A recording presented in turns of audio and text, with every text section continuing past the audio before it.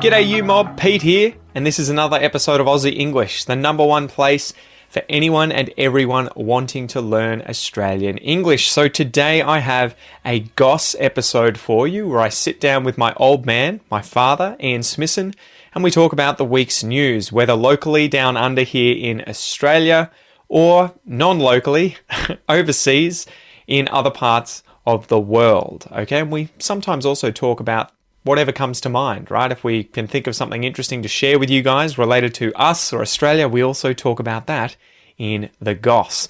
So these episodes are specifically designed to try and give you content about many different topics where we're obviously speaking in English and there are multiple people having a natural and spontaneous conversation in English. So it is particularly good to improve your listening skills.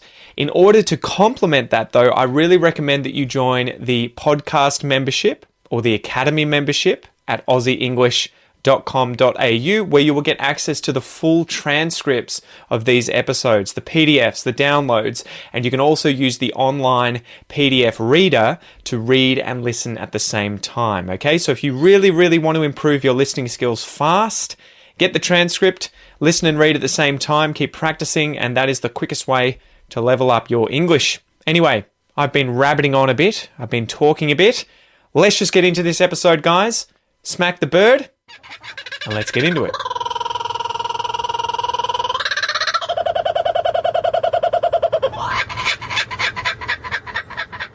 Dad. Pete. What's the goss?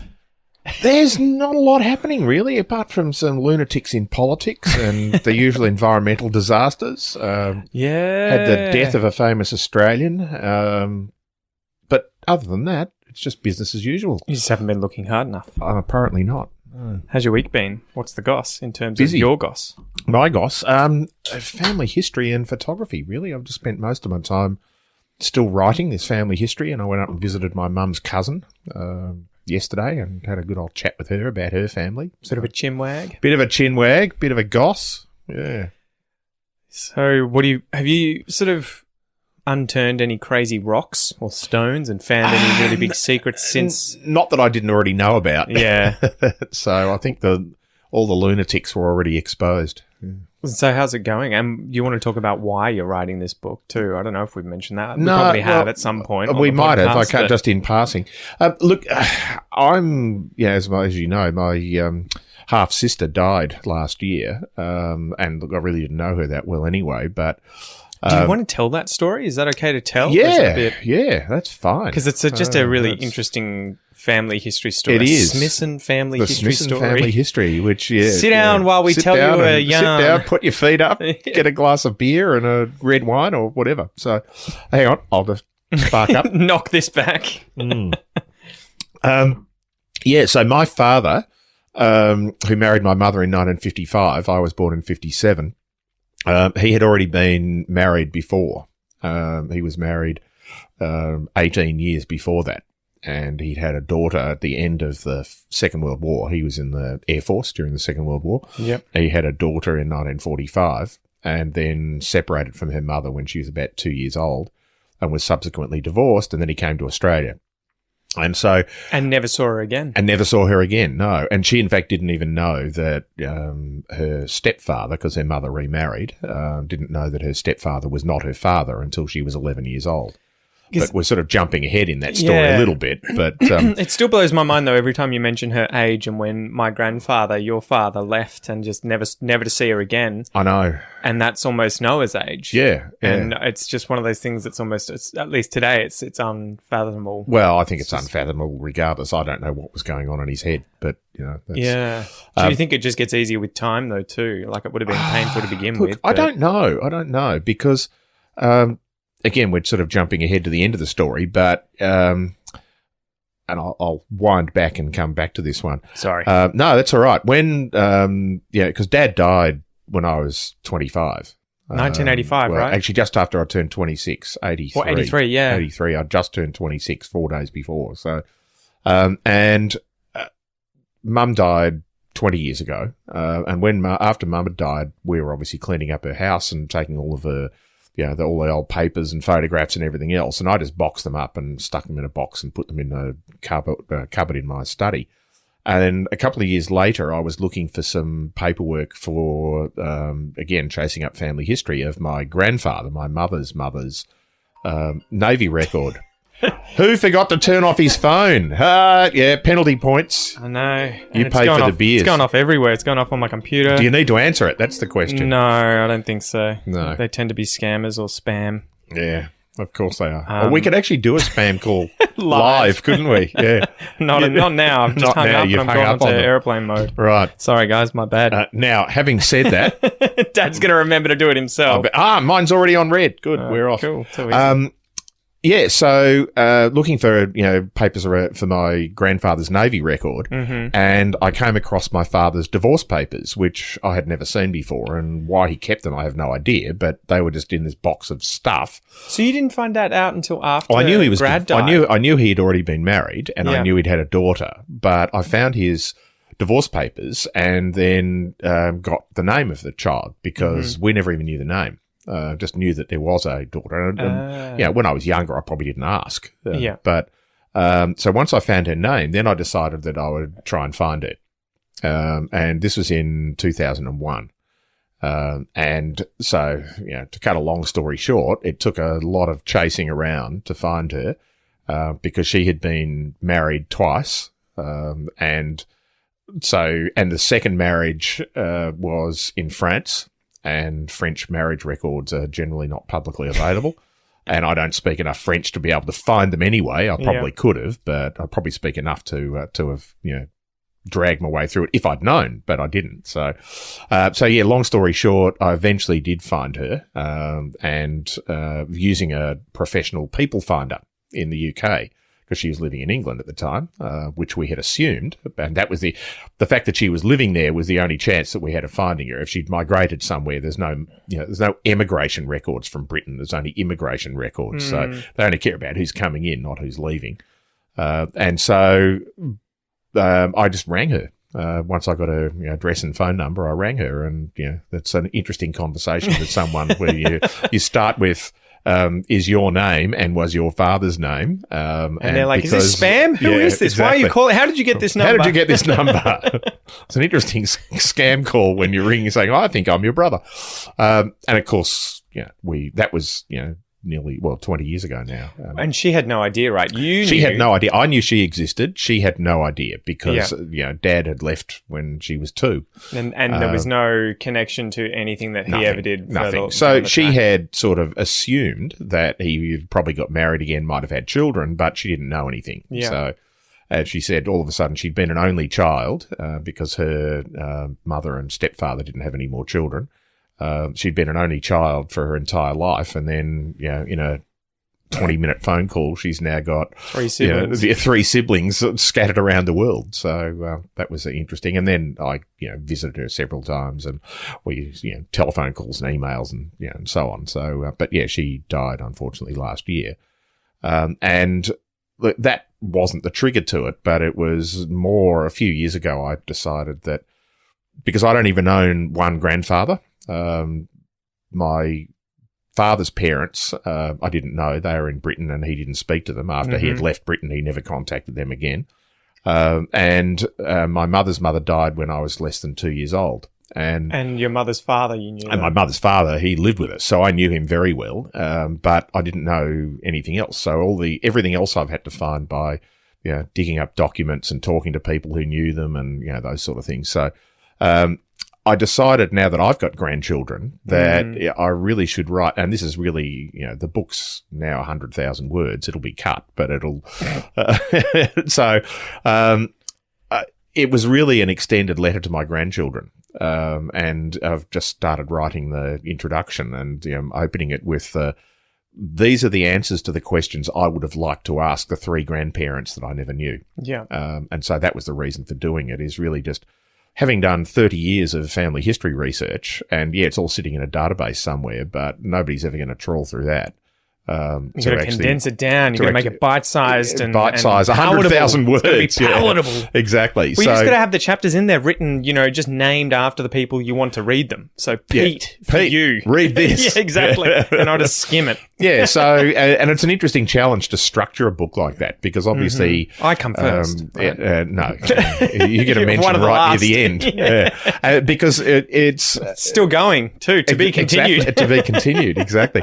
So, the family ancestry is obviously hierarchical. So the further you go back, the more ancestors you have. You'd hope so. Yeah, exactly. So... And otherwise, it means you're probably pretty inbred, right? Exactly right.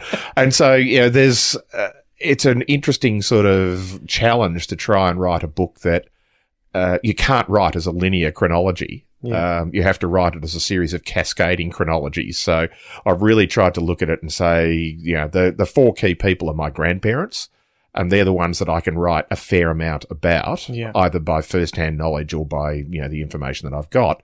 But then to cascade their families down in through them. So, and then you get to great-grandparents and great-great-grandparents and so on. And so every time you start with a name, and obviously I start with my Smissen ancestry. Yeah.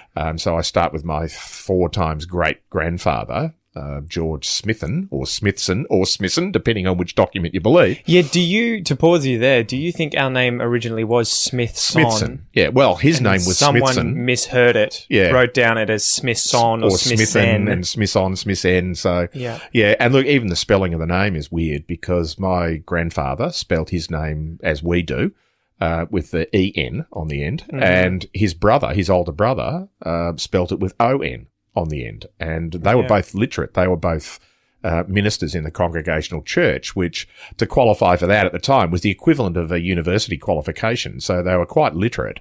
It wasn't that they just made up a spelling, and yet they spelled it that way. So I've got second cousins whose surname is spelled differently. Yeah, and that's weird. Yeah, so it's a bit weird.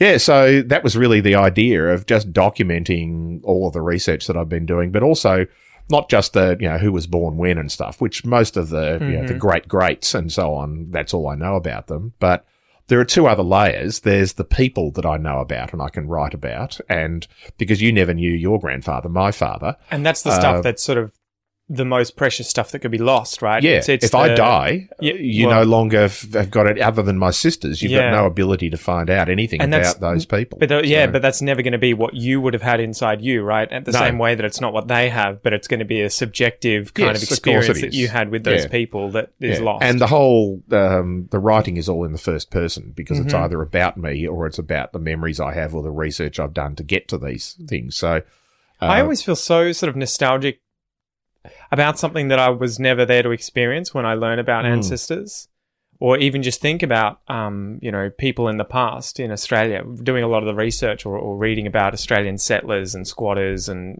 colonists and convicts and Indigenous people. It makes you think a lot about what it was like living in those times. Exactly. Yeah. And you do kind of, I think it's probably just the experience of being alive. Concern yourself with what's going on around you in a day-to-day kind of environment and get lost in this is how it's always been, and this is what it's current. Like, everyone alive today is what's always been here because it's my current experience. But you forget that there's been waves and waves of, many more people that have lived entire lives in the past than have ever lived. Yeah. I mean, that are alive today. Yeah. And so I think it's about the same number now. Wasn't it 100 billion that have lived in the past that have lived and died? Yeah, I think since in historical times. Yeah. In terms of, the last couple of thousand years when, history goes back further than that, documented, but basically the last 2,000 years, we've got documented evidence of things. Then there have been about 7 billion people who have died in that time, and there are about 7 billion people alive. Which in itself is weird. Yeah. I mean, even today I was sitting at Eastern Beach waiting for Kel while she was in the hospital getting a checkup. And I was just sitting at this beach and I was just thinking, how long has this been a beach like it is today? Because, the protected sort of semicircle ring there that you can go swimming in has been built. I think it was built in the early 1900s, in the 30s or something. 1930s, I believe. Yeah, because some woman was bitten by a shark and lost her arm, I think. Yeah. So they built this for safe swimming. But I was thinking, for how many tens of thousands of years before that were there Indigenous people here looking at the Yuyang Mountains across this bay, Yeah. and just strolling along And the this bay, beach. of course, is quite recent. Yeah. Because the bay... Geelong Bay. Corio Bay in Okay. Geelong, because, a few thousand years ago, Port Phillip Bay and Corio Bay didn't exist. They would were have just been river grass, flats, right? Yeah. grassland.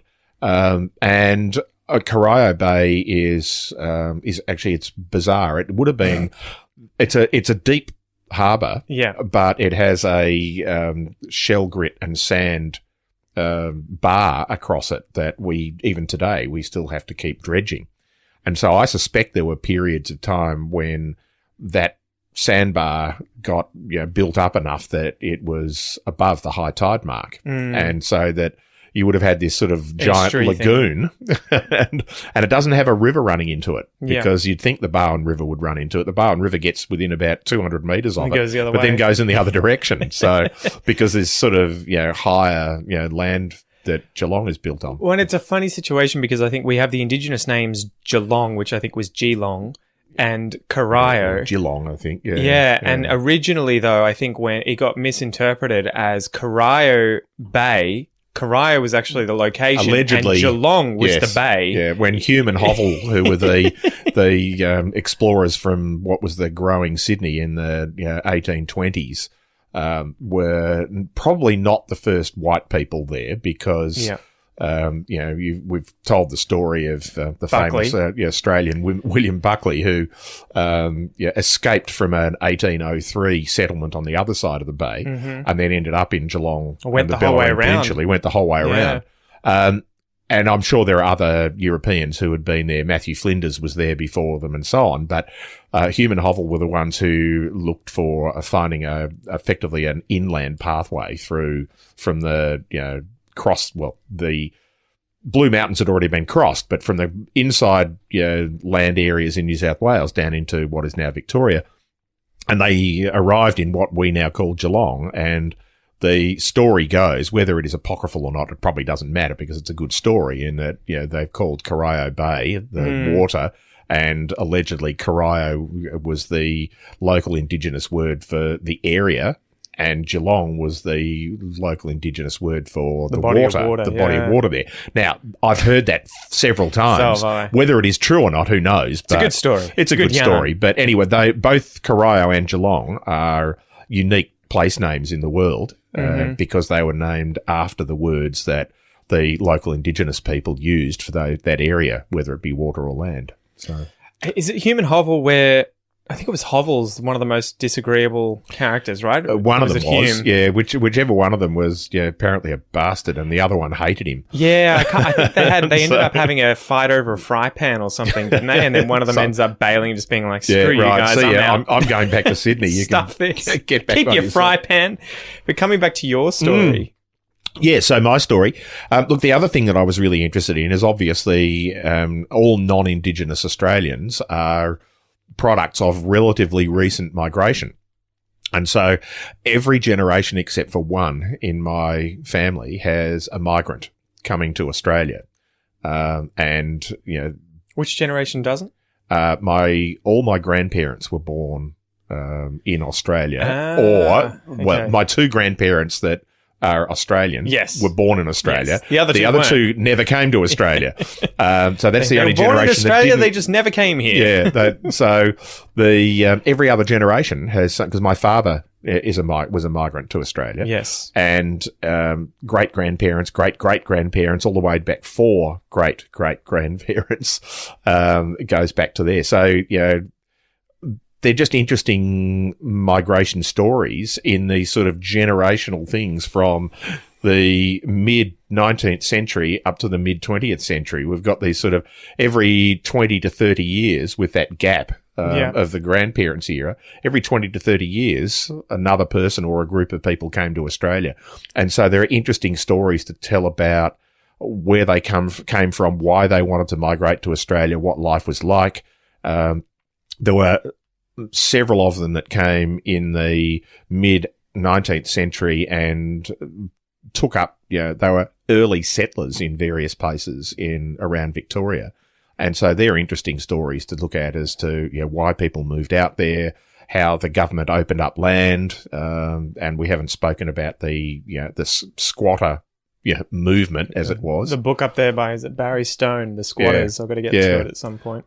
Because they were basically people who just said, well, we're going to go out and farm this land, and they just went out and created it. And the government was perfectly happy to, because they were clearing the land and they were creating little settlements. And the government could always reserve the right to just take the land back. And they did. Well, in most cases, they didn't take it all, but they basically just took parts of it and then... Thanks for all that work. And sold it off under these sort of settler agreements, because they went from squatters to settlers, and the settlers were different because they had to apply for the land and they had to they purchased it usually on lease agreements, and those lease agreements were either 3 years, 5 years, or 10 years, mostly 10, but often the 10s was 3 plus 7. And in the first 3 years, there was a minimum amount of land and a maximum amount of land that they could get. And they had to improve that land. They either had to live on it or keep stock on it. They had to be using it. You couldn't just be like, everything the eye sees, Simba, is yours. Yeah, and then you just bugger off back to Melbourne and live in your little house in Carlton. And so those people then paid a lease on it. But after 10 years, the lease was effectively paying off the land, so they were given it after that. Or the right to buy it if they still owed lease money. So those were the good old days where Australians could afford to buy land and property. Yeah, well, not all could. And look, funnily, I was actually talking to a second cousin once removed. He was actually he would have been my mother's second cousin, who still lives on the land that his great-great-grandfather settled. Really? Yeah.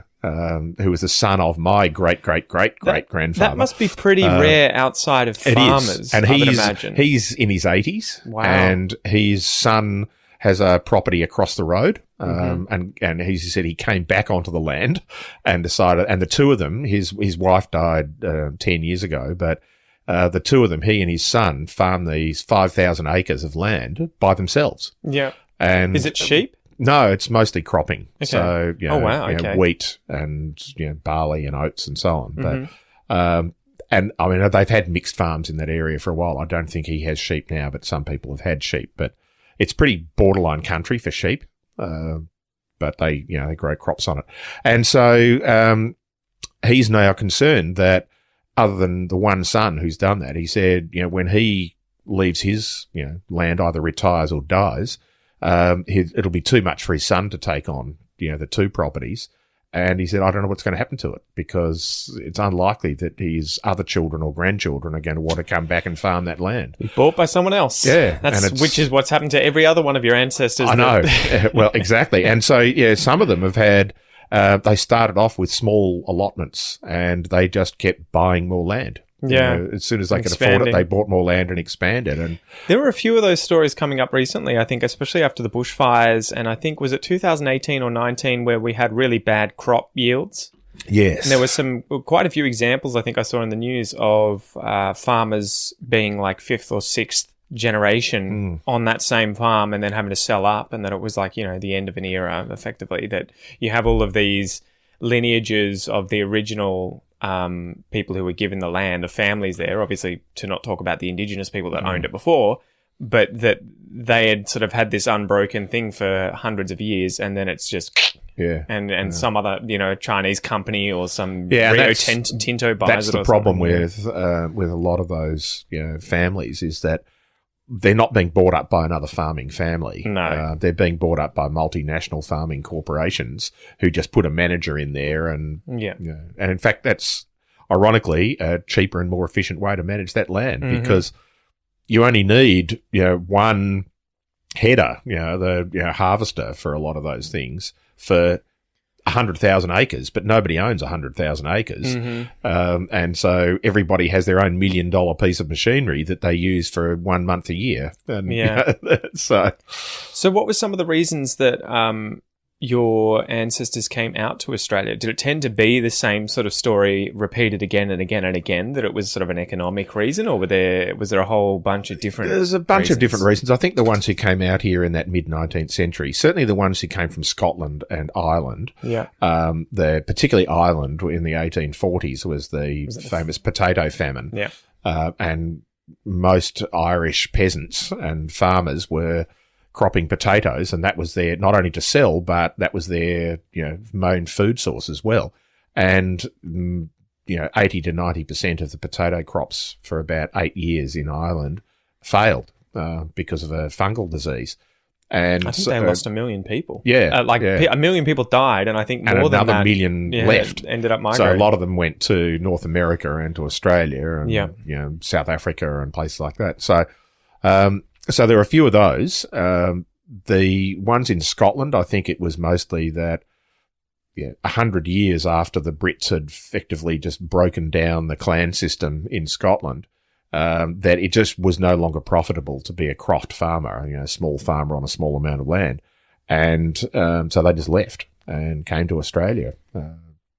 Others were just more opportunistic, great-grandparents who arrived in 1853.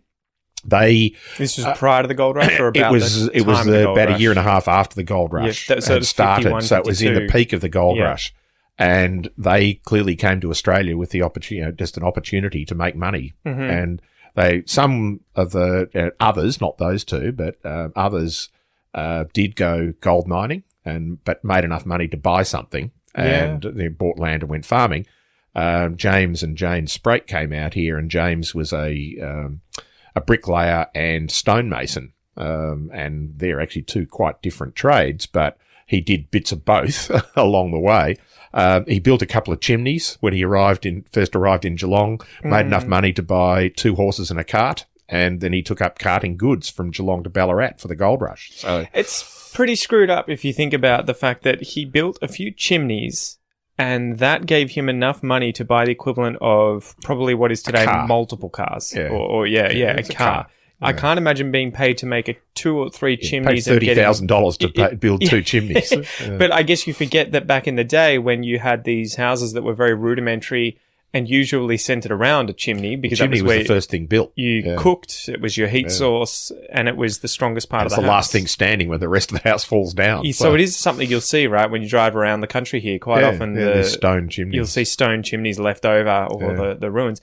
But bringing it back to your dad, do you want to talk a little bit about his reason for coming out and sort of the interesting history about what you potentially think is the reason? Yeah, well, as we've said, he divorced his wife and left her and his child in the late 1940s, and he came to Australia in 1950. And I suspect it was just, I'm going to, completely new change. He changed his name, didn't change his surname, funnily enough, changed his first name and his middle name, which again is a bit bizarre. You're going to think if you're going to, turn over a new leaf, as they say, actually change your life, and you've got an unusual surname, you would change it. But he didn't. Because how many Smissens are there in Australia? There's probably 2 families. Handful? There are 2 families.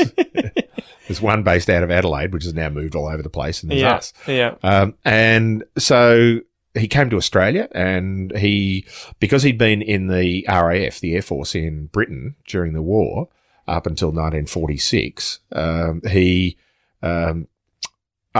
asked to join the RAAF, the Australian Air Force. And he was an officer in the RAF, but he came out here as a sergeant, so senior non-commissioned person in the RAAF, and was just basically in administration, office work.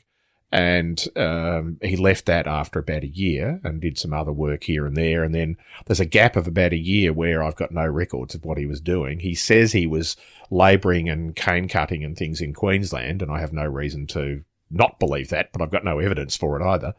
And then in 1955, for whatever reason, I never asked him.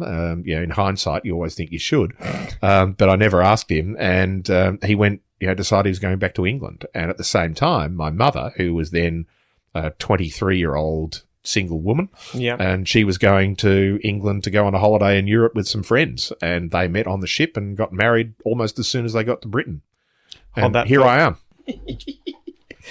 Still running on DSLR cameras that can't handle more than 29 minutes of video. So, they can handle it. They're just not allowed to. Do you want to get into what your potential hypothesis is for why he left Britain? Is that okay to talk about, or you don't want to talk about that? Oh, no. Well, it's sort of, I just think he didn't like his parents. He didn't speak to them. he did have a brother and a sister, and he got on reasonably well with them. But at the same time, they were looking to move away from Britain, and they both ended up in Africa.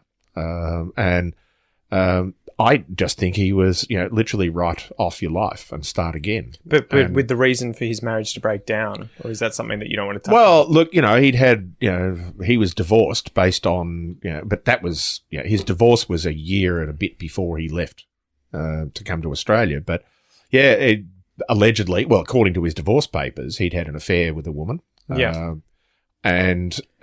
his wife sued him for divorce, and her husband, the woman he'd been having the affair with, her husband sued for divorce on the same day. And then a year later, they were married. The people who had both sued their partners for divorce, right? Yes. Were the ones who then got married to one another. And so this was one of those things. This is what I wanted to get to, because I always thought this is such a fascinating... It is. And it's a fascinating story because we're never going to know the answer. Yeah, there's got to be something more to this. And unfortunately, my sister, who I'd never talked to about it, is one of those sensitive ones of either she knew and she didn't want to talk about it, or she probably didn't know, because I'm sure her parents wouldn't have told her.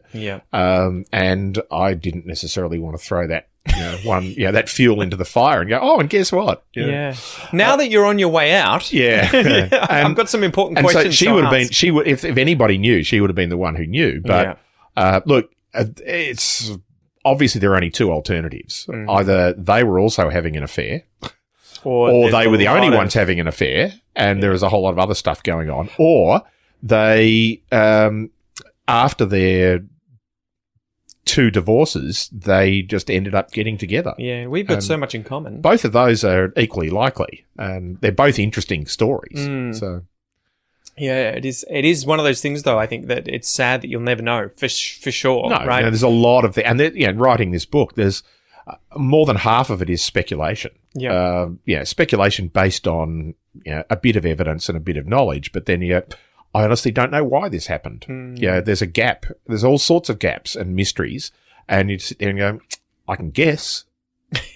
Here's some of the alternatives. If I had this bit of this document, then, and sometimes you get the document and it just adds to the confusion. But that's part of the interesting part of families as well, is that, if I knew everything, then it'd be boring.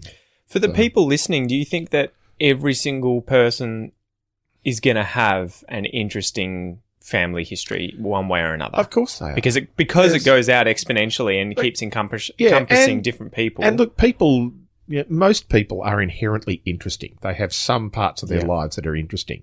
Whether we know about that or not is a different story. But certainly my grandfather was interesting in a whole lot of ways, and we'll probably save that one up for another episode. And my other three grandparents were equally interesting, but I didn't know them, so I didn't know anything firsthand. But even when you dig into, go back 4 or 5 generations and you find things about people and you go, oh, this person must have been motivated by a whole lot of these things that you can start to assume based on their behaviour and what they did and where they went, the directions that they took and the decisions they made in life. And those things I think are just inherently interesting. Yeah. So for those listening, if they were interested in trying to go down the route of family history, obviously it's a bit of a difficult one to answer so broadly because we're going to have people from all over the world. Exactly. How would you suggest that, John Doe listening to this starts that journey if they're starting from zero? Look, it's the classic sort of genealogist first step that every professional genealogist will tell you is go and talk to the people who are still alive. Yep. Talk to your parents, talk to your grandparents, talk to your cousins, your brothers, your sisters, your aunts, your uncles, your neighbours, anybody who can give you a bit of information, because they're the leads that you're going to get. Yes, you can go and look up, birth certificates and death certificates and marriage certificates and, there's all sorts of other documents that people leave around. But depending on which country you come from, they're not necessarily as easy to find. And they're not necessarily stories too, right? They're just leads into stories. But this happened at this place between these people. But you'll be surprised how many people don't know anything about their grandparents if they've never met them, particularly people who have migrated. Yeah. Or who are first-generation Australians, like, I am on one half. The reason I know very little about my father's parents is because I never met them. Yeah. And so and I never met them because my father left Britain and came to Australia. And so, and probably wasn't in a sort of and he situation didn't particularly want to talk about them because one of the reasons I'm sure he left is he didn't like them. Yeah, exactly. So I think that's the key to it is just find out those stories from the people who are living, and then you'll end up with keys and go, oh, you mean my great grandfather served in the war? Well, I can go and check war records. Yeah. Or he had this job. Oh, what do I know about that job? You might not know exactly what your grandfather, great-grandfather, your great-grandmother. Your great-grandmother might have been the first doctor in Prague, for all you know. And then you can go, oh, I can find out about something. What was it like being a female doctor in Europe in the early 19th century or 20th century or whatever? I was going to say, I imagine that you could find out, that, say, in the case of some, I think is it mum's ancestors or yours that were scissor putter together? That's one of you. Yeah, scissor putter. The greatest job title ever, a scissor putter togetherer. Yeah, so they put literally it together got the two is halves. Not a word, but they got the two halves of the scissors and they put them together for their entire life. And that's it's actually a very highly skilled job because particularly when and even when I was a kid, we had one pair. Other than my mother, my mother had sewing scissors. Yeah. We had one pair of general scissors in the house my entire childhood. Well, and they were expensive. And when they went blunt, you took them off to the hardware store, who sent them off to a specialist scissor sharpener. And scissor sharpening was different from knife sharpening because the two blades have to cross over in order to cut and so on. So actually building, and these were people in Sheffield in England, where the centre of the steel industry in the 19th century. And so putting scissors together was a fairly skilled job. You needed to be pretty good at it so because be people paid a lot of It's not just putting A and B together. Not just snap them together. It was you adjusting them and lining them up and potentially sharpening them and doing all that sort of stuff. So but there are jobs like that. You just sit there and go, "That's a thing." Have you seen those Japanese scissors that are like thousands of dollars? But it's 100%. It would be the kind of scissors that you would buy one pair of forever. Yeah, your great grandchildren are still going to be using them. Made from samurai swords. Phenomenal. But it blows my mind to sort of hopefully not draw this episode out too much, but it's sort of like digging up treasure, right? It is. Because I see that with Kel. She knows next to zero about her family's history besides the people who are still alive or the people that she's had personal interactions with. And all she knows really is what's come from the personal interactions, not really what's deeper than that. Yeah. Like what did her grandparents do with children or where did their parents come from? You can, I don't know, I'm not specifically talking about Kel here, but you can almost guarantee that in most families, people will know a lot more than they're telling you. Yeah, and they're not necessarily keeping the secrents. They just don't think you're interested. They don't get asked. I'm never going to sit down with you when you're a kid and say, when my dad was little, he used to do this. And I don't care. But they're the sort of things that are interesting once you start to think about. Sit down and listen to my damn stories. Exactly. But Kel's blows my mind because she did the DNA test, which is probably another piece of advice for you guys if you have the money and you can be bothered spending it on, getting your DNA run. It's a bit esoteric, but it's fun. Yeah, well, she got joined up. Once she did it, she was joined up with a bunch of fifth and sixth cousins. So it was kind of like a starting point. Once there's a sort of threshold. So that's already happened. She's now got those connections? Well, I don't know if she actually followed them up. No, but at least you know who they are. When we were on, I think it was ancestry.com, it was there was a ton of Brazilians that had done this. And she was, there was like 20 or 30 people on there that were like, this person's a relative. Yeah. Which, everyone is, but... Yes. But when documented relative with... when she got her DNA results back about which regions on Earth you're from, because we were sort of putting bets in. She was from all of them. She keeps getting asked, "Are you Asian? Do you have Asian heritage? You look like you're half Chinese, half Anglo-Saxon or something." And she's always like, "No, I'm Brazilian. At least not as far as I know." And I was like, "Well, do you know?" So she went and did the test and found out she had like... The only bits she didn't have were Asian. Well, that's it. Yeah, pretty much an indigenous Australian. She was from... mostly Portuguese, then Spanish, and then I think it was like French, English, Scottish, Irish. Yeah, so that's the European But then she had this big chunk that was indigenous American. South American. Yeah. And there were 5 different West African countries that she had DNA. It was like, 15% of her DNA was from West Africa. Yeah. And I was like, so clearly if you dig back into your history, you're going to have at least You'll have had a 5 slave. ancestors that have come from Africa there. Great Yeah. grandparent somewhere. And then you're going to have a whole bunch of indigenous ancestors. And how interesting are those stories going to be to dig up? Yeah, But they'll be really hard to dig up. Of course, the indigenous ones, there's no documentation. But yeah. you I can. don't know. You can dig through those things, and in the end, the really interesting part is that it's a never-ending jigsaw. It's like most people who do jigsaw puzzles, they start doing the outside and then fill it in. Yeah. With genealogy and family history, you start in the middle and you just keep expanding, and there's never an edge.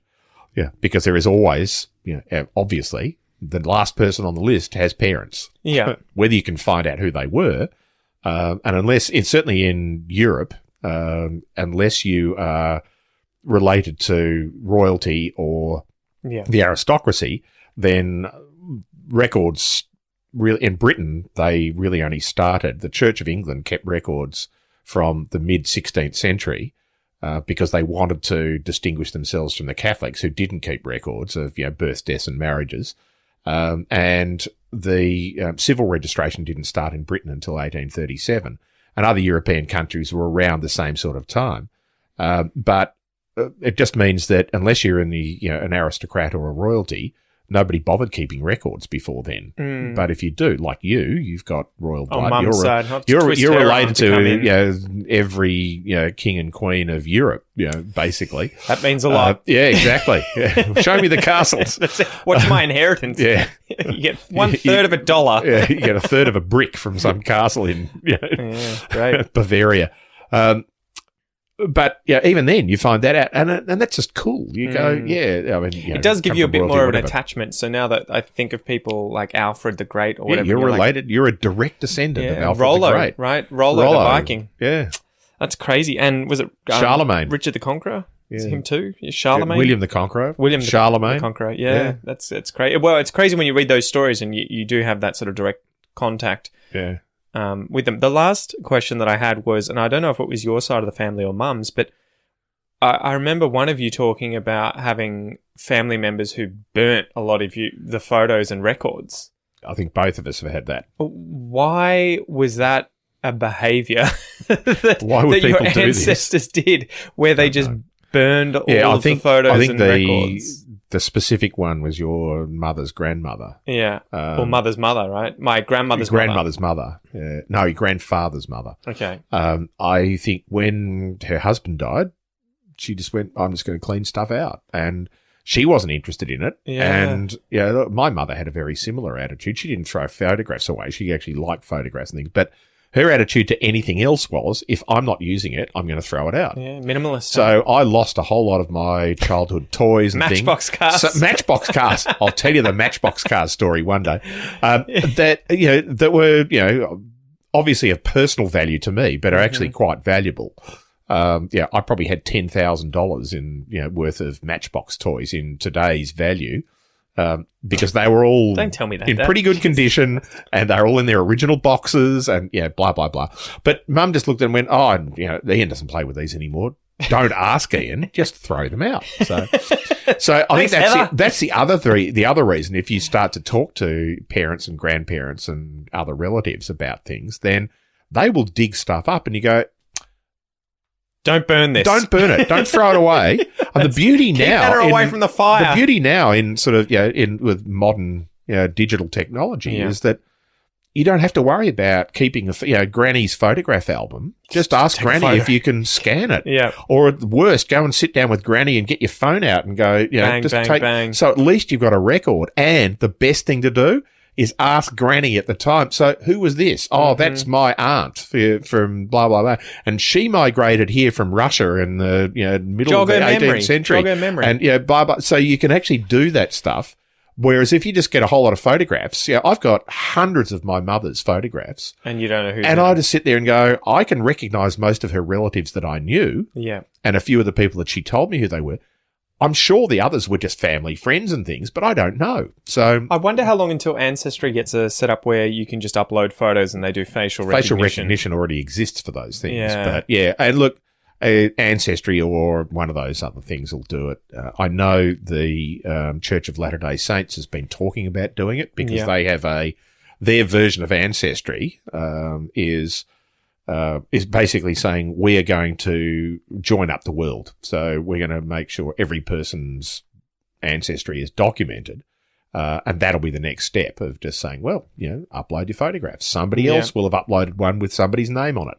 Of course, it doesn't mean that that person was right. Yeah. And that's the big challenge when you're starting to look at secondary or tertiary information in genealogy, is that you're relying on how clever, accurate, and conservative the person was who put it up. Whereas many people go, oh, I'm related to William the Conqueror. You actually are, and it's well documented. But many people go, my grandfather said I was, therefore that's the answer. And so you end up, and people start putting in family trees and links to other family trees. It's a big mess. And then 15 other people copy them, and then it becomes the sort of accepted truth. Yeah. When there is actually no documentary evidence for half of it. So I can't imagine the people who do this for a living.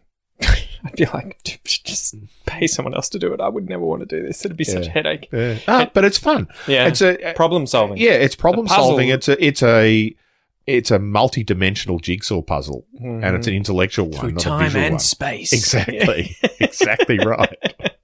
All right. Well, that's probably a good place to leave it. That was a lot longer than we thought we were going to do. 45 minutes. Yeah, you did well. You did well. Anything to end on, Dad? Any other points? Just get out there and start learning about your heritage. And do it. Yeah. Ask your parents. Ask your grandparents. Man, and share your interesting stories with us. Send me an email if you do some digging and find something interesting. And you know what? The best thing about it is they will enjoy talking about it. They'll enjoy being asked. Or they'll say, no, piss off. I don't want to talk about that. And you'll be like, ooh. That in itself is even more interesting. Nana? So, Nana, why don't you want to talk about your mother and the fact that she was a single mother and blah, blah, blah. And that had a good aversion to milkmen.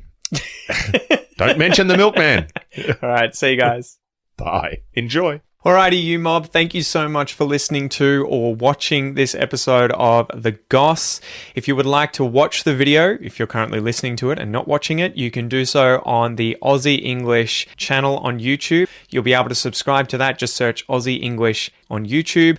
And if you're watching this and not listening to it, you can check this episode out also on the Aussie English podcast, which you can find via my free Aussie English podcast application on both Android and iPhone. You can download that for free, or you can find it via any other good podcast app that you've got on your phone. Spotify, podcasts from iTunes, Stitcher, whatever it is.